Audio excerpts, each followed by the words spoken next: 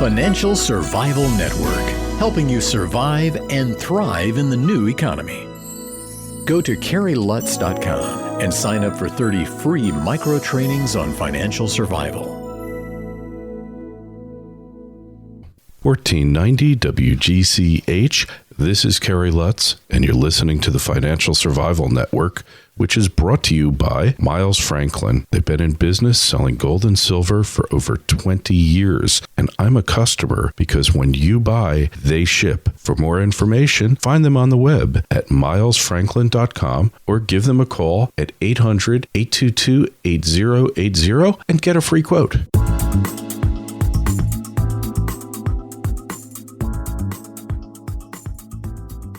We're in the midst of the election season, and while we stay away from politics as a general rule on the Financial Survival Network, we can't ignore the 800-pound gorilla in the room.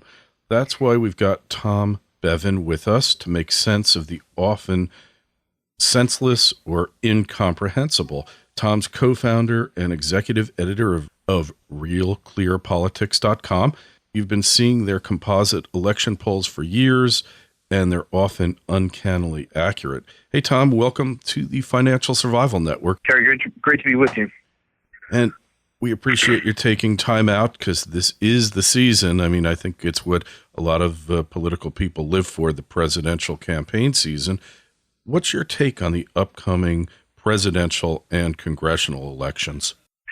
Just a couple of months ago, the press was talking about that Obama was a shoo-in for re-election. This was going to be an easy romp for him. And I think we're finding out now, after, a good 4 solid weeks of sort of bad news and stumbles by the Obama campaign, and with potentially more to come with the Supreme Court decision on health care coming down in just a couple of weeks, that this has been a bad stretch for Obama. And now we're seeing articles that the Democrats are very, very nervous about the election. They think Obama could lose. They're pushing him to make changes to his team, to make changes to his message, because the race has tightened up significantly. And Romney's run a fairly effective campaign thus far. And the secret for Romney has just been to sort of stay out of the way because Obama's been beset by, sort of bad news after bad news, bad jobs numbers. We had the Wisconsin recall. We had the fundraising numbers that came out the other day showing Obama outraised by Romney and the RNC for the first time. He's been outraised since 2007, which is not a good sign for the president.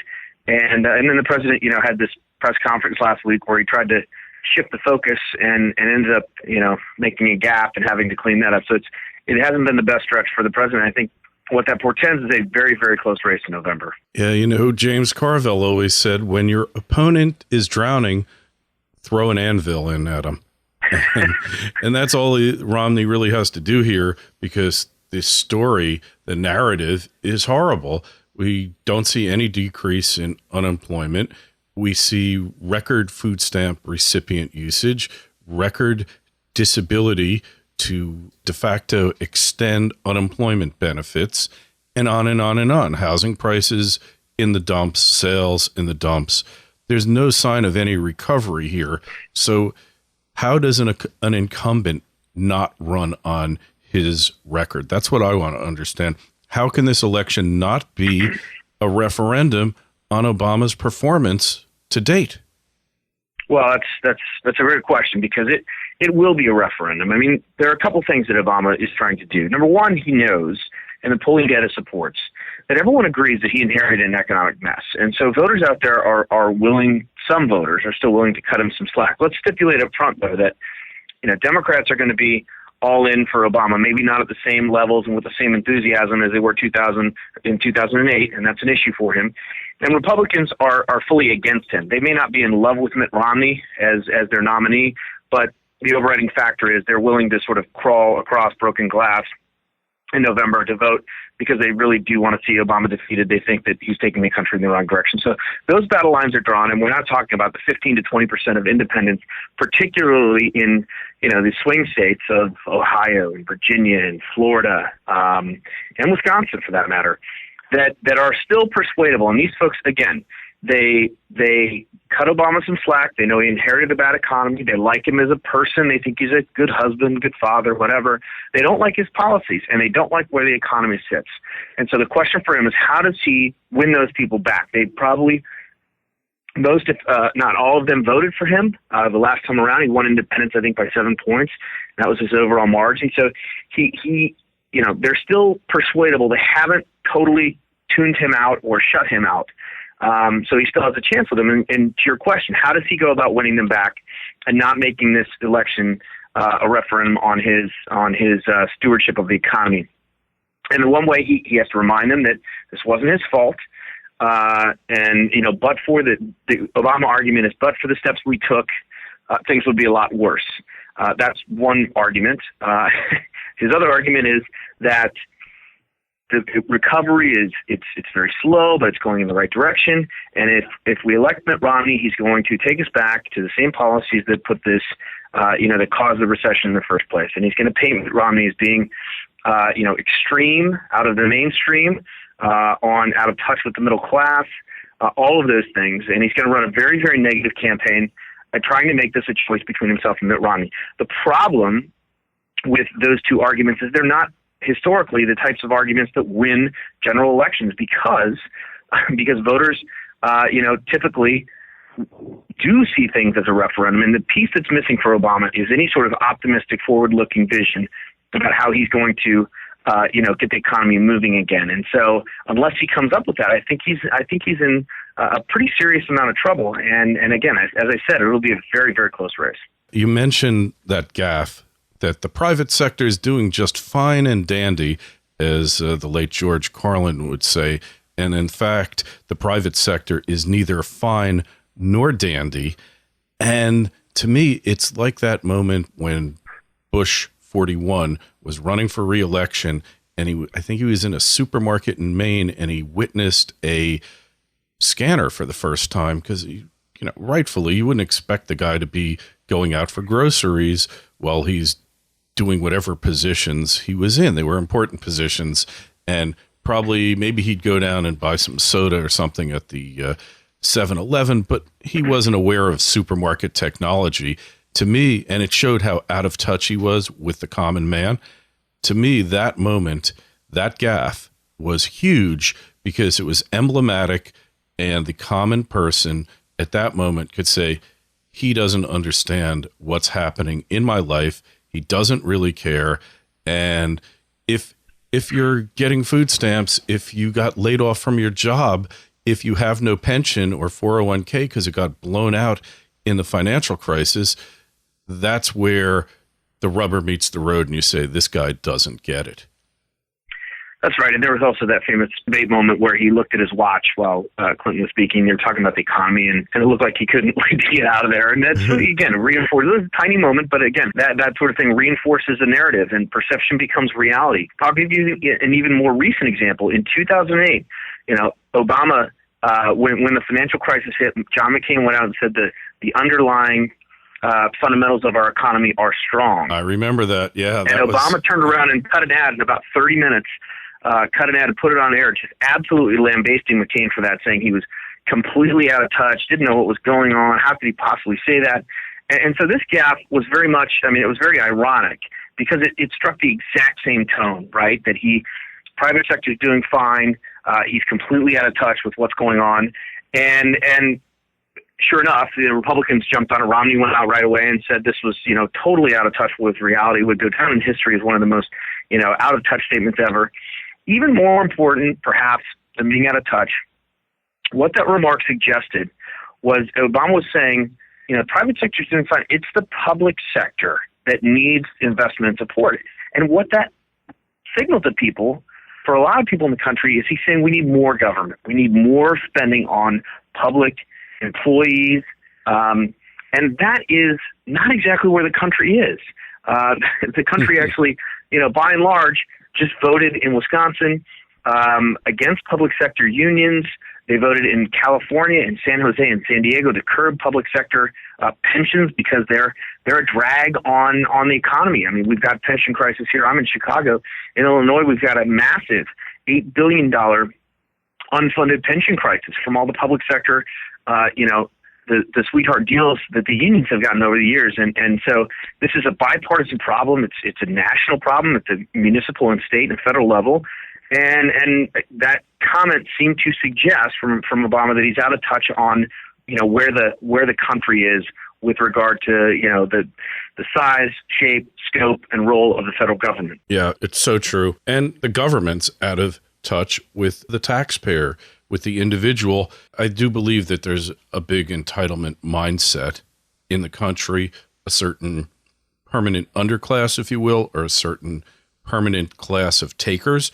But a lot of the people, a lot of you out there who are out of work, who are taking benefits, don't want to be taking them, and they hate themselves for it, and they really are repulsed by this whole entitlement culture.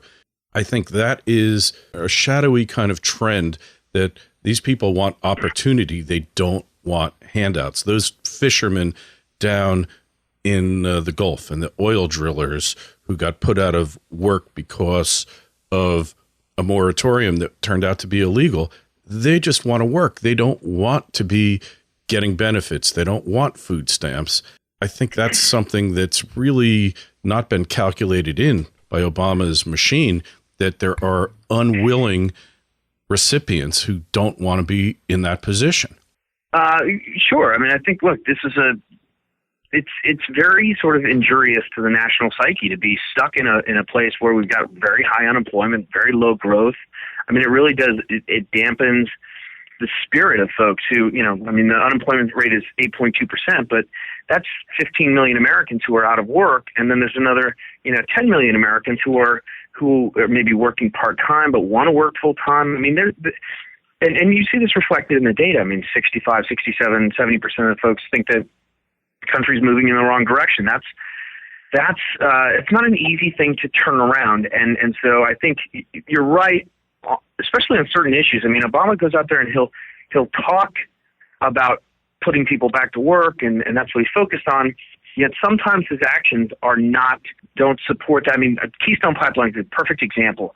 Here you have a project that, you could put people to work right now building this thing immediately, and it gets stymied by the administration, over concerns from the environmental lobby. And it's, you've got all those folks out there who are, looking at those jobs and thinking, boy, that's a job I'd love to have. And they see the administration, taking action that prevents them. So yes, it's a big issue, and it's a big problem. And again, if this is why Obama has to present some sort of optimistic, morning in America type vision for the country that will get people feeling good about themselves and about the direction of the country again. He's only got a couple months to do it because, as I said before, voters will decide.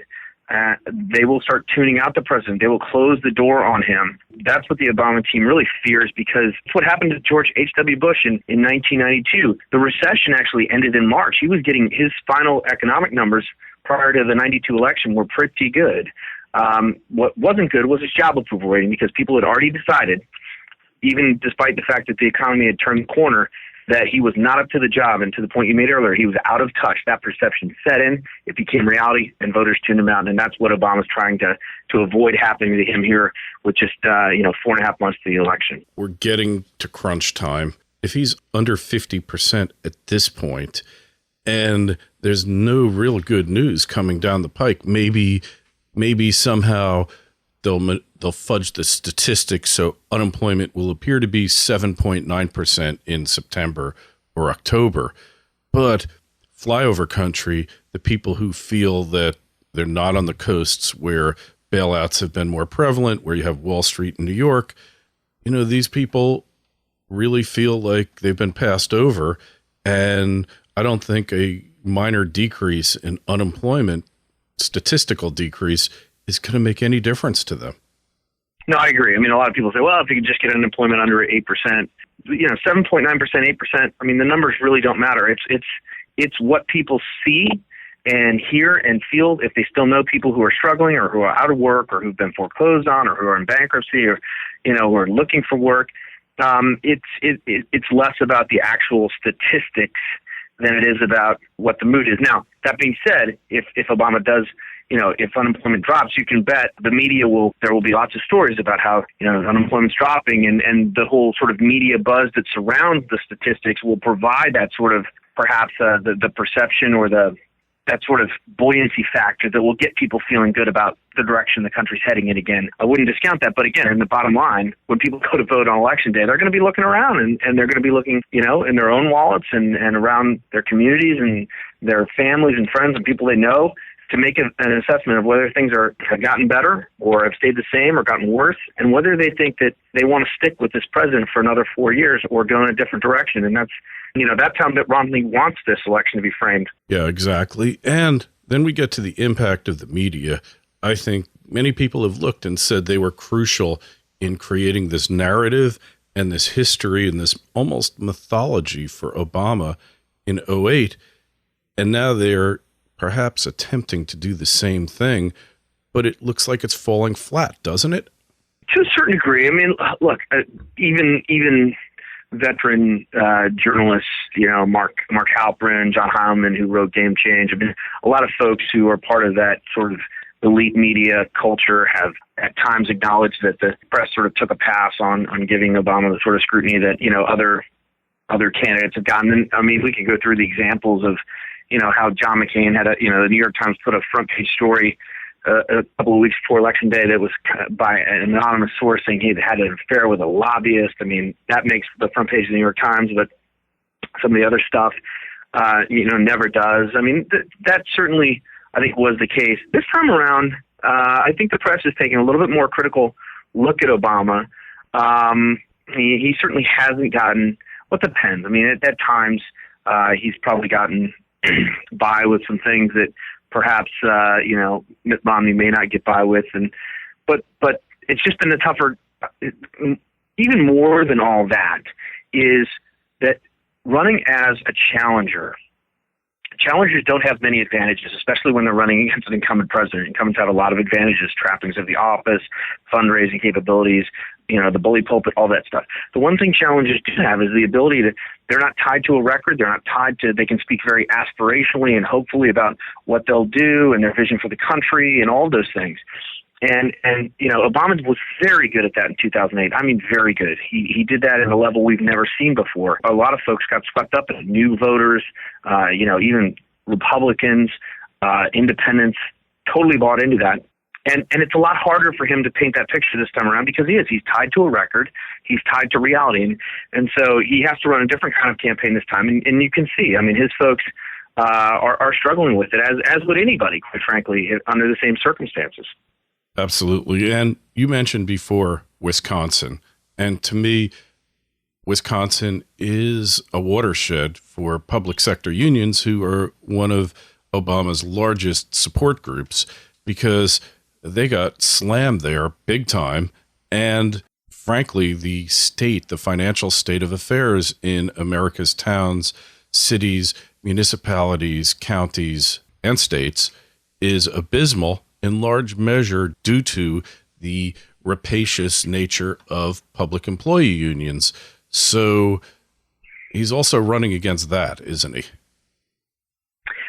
Sure. I think that was one of the lessons. This was a fight that the labor unions picked because they felt, perhaps rightfully so, that this was striking at the very heart of their political power and influence, and so they picked this fight, and they wanted it.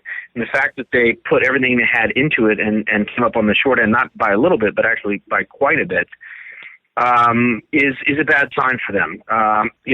They are one of the big constituents of the Democratic Party. They provide a lot of the money that funds political action, committees and campaigns across the country, a lot of the foot soldiers that knock on doors. And what you've seen a lot of folks who, if they're not compelled to hand over dues to the unions, they choose not to. And so that has diminished their influence, and to the extent that other folks around the country, I mentioned San Jose and San Diego earlier, in California, to the extent that other places, you see this kind of reform in other places around the country, it will inevitably diminish the influence of public sector unions, and that will hurt the Democratic Party in the long run because they are such an important part of their coalition.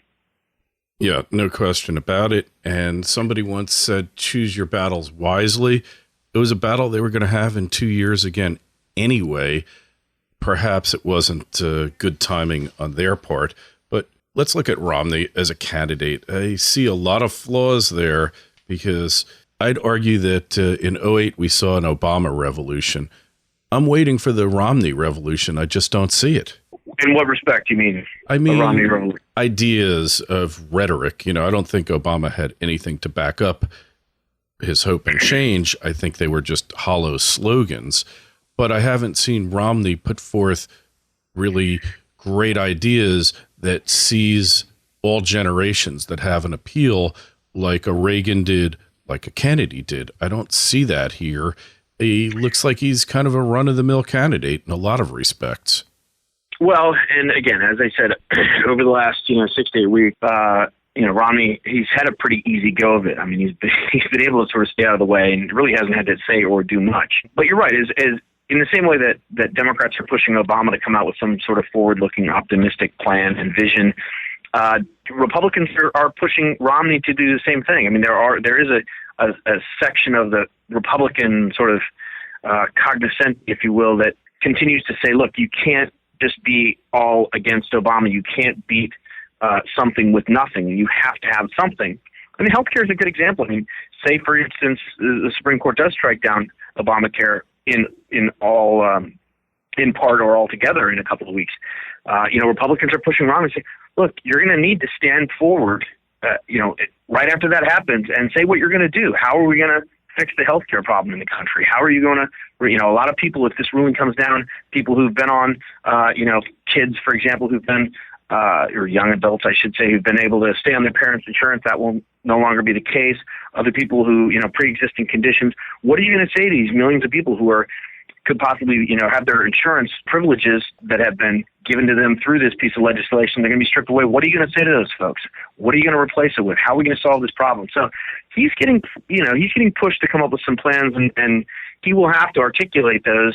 He's still got plenty of time to do it, obviously, but yeah, I agree. He will have to come up with something to offer voters, especially, those voters, again, in the middle who are going to end up deciding this election. The insurance companies, the larger ones, might have cut them a break there because a number of them announced they're going to keep the kids on the policy.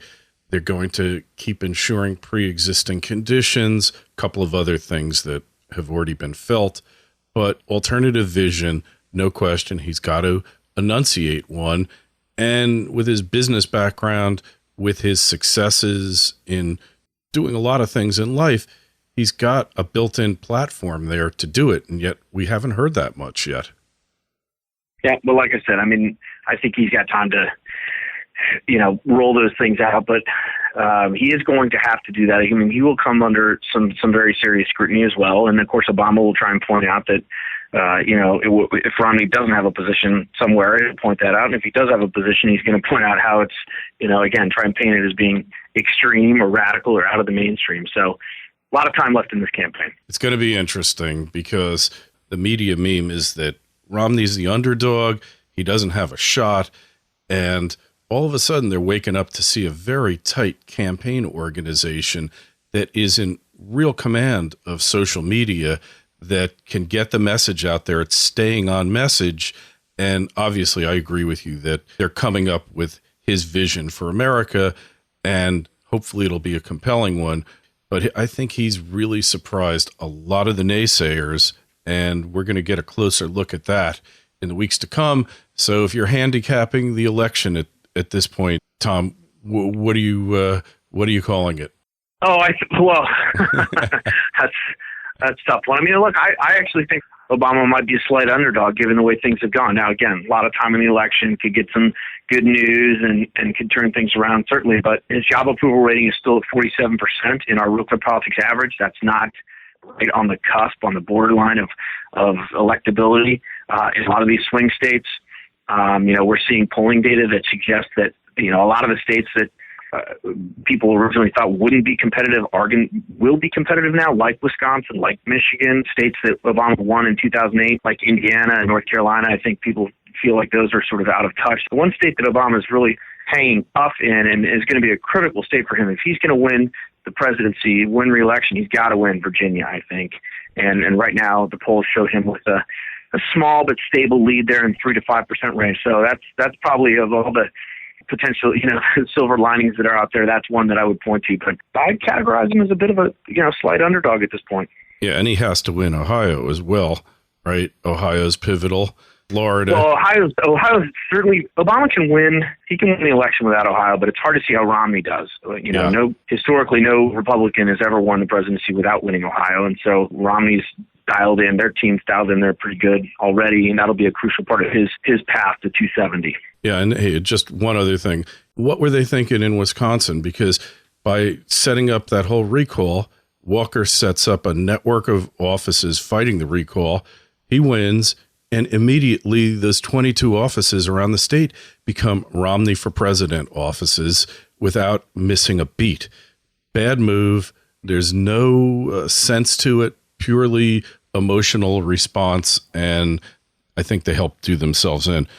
Anyway, Tom, find out more about you and what you're doing.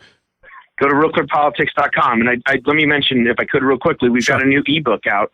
Oh, myself and Carl Cannon, who is our Washington editor. If you go to Real Clear Politics and you scroll down, you'll see a blue banner there, and that'll take you to a page where you can get it for your Kindle or your Nook or iPad or iPhone, and it's only $2.99. So it's which I keep telling people it's less than a venti at Starbucks. So it's a real bargain. In fact, I just got one and it was about $4. So I could have had change left over from my latte. All right, Tom. Hey, thanks so much for being on. And we'll touch base with you, every few weeks and see what's going on. All right. Sounds great. Thank you. Take care.